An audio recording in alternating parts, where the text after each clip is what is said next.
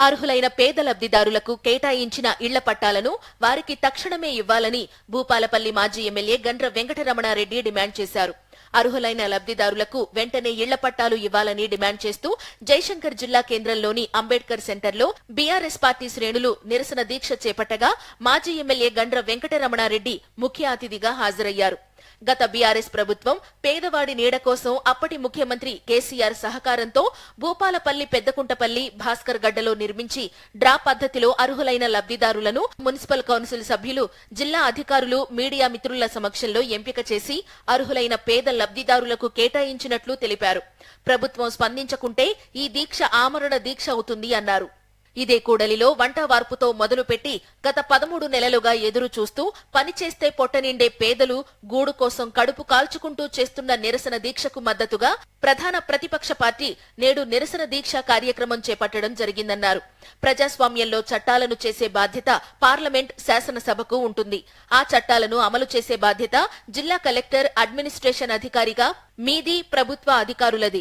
ఇటీవల కలెక్టర్ను కలిసి అర్హులైన పేదలను గుర్తించి డబుల్ బెడ్రూమ్ ఇళ్లను కట్టించి ఇళ్లు కేటాయించడం జరిగింది. పట్టాలు ఇవ్వాలని పేదలు వారి ఇంటి కోసం ధర్నా చేస్తున్నారు.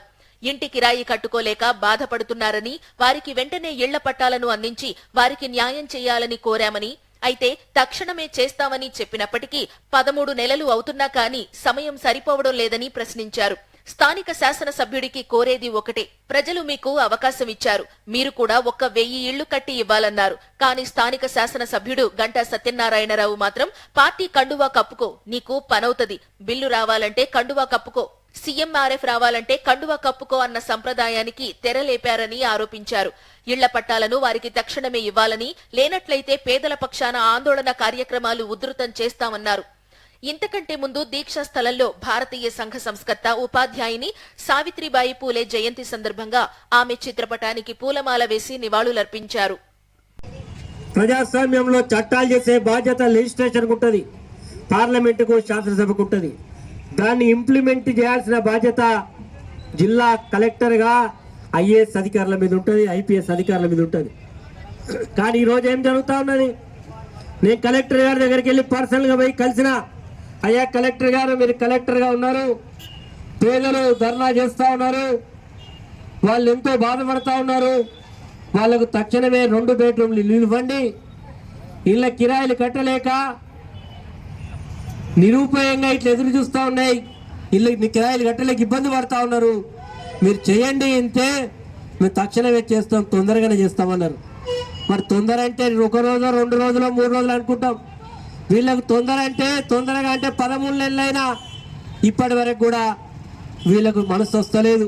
స్థానిక శాసనసభ్యుడు ఇంతకుముందే ఒక వికలాంగుడు చెప్పిండు, అయ్యా బాబు నీకు ఈరోజు అవకాశం ఇచ్చిళ్ళు, నువ్వు కట్టియచ్చు కదా, 1000-2000 ఇల్లు కట్టి, ఆ రోజు 1000 కట్టించిళ్ళు బీఆర్ఎస్ పార్టీ హయాంలో. మరి నువ్వు వచ్చినావు కదా, నువ్వు కూడా ఇల్లు కట్టి, ఎందుకంటే మేము చాలా చేసినాం, మేము అధికారంలో ఉన్నప్పుడు ఎవరి మీద కక్షతోటి కానీ, ఎవరిని ఇబ్బంది పెట్టాలని కానీ పరిపాలన చేయలే. మా పార్టీడా, మీ పార్టీడా కండవ కప్పుకుంటేనే నీకు ఈ పని అవుతుంది, సీఎం రిలీఫ్ ఫండ్ రావాలంటే కండవ కప్పుకో, బిల్లు రావాలంటే కండవ కప్పుకో, పని కావాలంటే కండవ కప్పుకో అనే సాంప్రదాయం ఈనాడు. ఆనాడు అలాంటిది ఏమీ లేదు. ఎవరైనా నియోజకవర్గంలో ఎన్నికలప్పుడు మాత్రమే రాజకీయ పార్టీలు వారి యొక్క విధి విధానాలు చెప్పుకోవడం, ఎన్నికలైన తర్వాత దాని గురించి మర్చిపోవడం అనేది ప్రజాస్వామ్యంలో జరుగుతుంది. కానీ దురదృష్టం ఏంటంటే హైదరాబాద్లో ముఖ్యమంత్రి మొదలుకొని, నియోజకవర్గంలో శాసనసభ్యులు మొదలుకొని, గ్రామాలలో గ్రామ నాయకుల వరకు కూడా కక్షతోటి ఈరోజు పరిపాలన చేస్తూ ఉన్నారు. ఈరోజు అనేక మంది ఎక్కడ ప్రజాస్వామ్య వ్యతిరేకంగా ప్రభుత్వాలు పనిచేస్తే ప్రజాస్వామ్యంలో ఏముంటుంది, ప్రధాన ప్రతిపక్ష పార్టీ ప్రజల పక్షాన గొంతుకెత్తుతుంది. రేవంత్ రెడ్డి నియోజకవర్గంలో లగిచర్ల గ్రామంలో గిరిజనులు, లంబాడి సోదరుల భూములను అన్యాయంగా మరి ప్రభుత్వం తీసుకోవాలనేటువంటి ప్రయత్నం చేస్తే వాళ్ళు ప్రతి దగ్గరికి వచ్చిళ్ళు, బీఆర్ఎస్ పార్టీ దగ్గరికి వచ్చిళ్ళు, బీజేపీ పార్టీ దగ్గరికి పోయిళ్ళు. సాక్షాత్తు ఎమ్మెల్యే దగ్గరికి పోదామంటే ఆయన గతంలో ఎమ్మెల్యే, నువ్వు ముఖ్యమంత్రి అయిండు కాబట్టి ఆయన దగ్గర పోకుండా ఆయనకు ఉండేటువంటి అన్న తమ్మున్నాడు ఇన్ఛార్జ్గా పెట్టిండు మన రేవంత్ రెడ్డి. ఆయన దగ్గర పోతే ఆయన అన్నాడు, కొడుక తన్ని తీసుకుంటాం బిడ్డ, మీరు తమాషాలు చేస్తూ ఉన్నారు.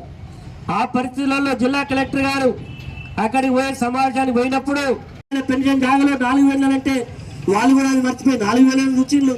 ముఖ్యంగా మాకు వికలాంగులకు ఇచ్చేటువంటి మరి భారతదేశంలో ఎక్కువ లేనటువంటి వృద్ధాప్య పెన్షన్లను మర్చిపోయి రేవంత్ రెడ్డి వస్తే ఇంకా ఇస్తాడని ఆశపడ్డారు. మరి ఏమైందా? వృద్ధులకు పెన్షన్లు రాలే, వృద్ధాప్య పెన్షన్లు పెరగలే, వికలాంగులకు పెన్షన్లు పెరగలే.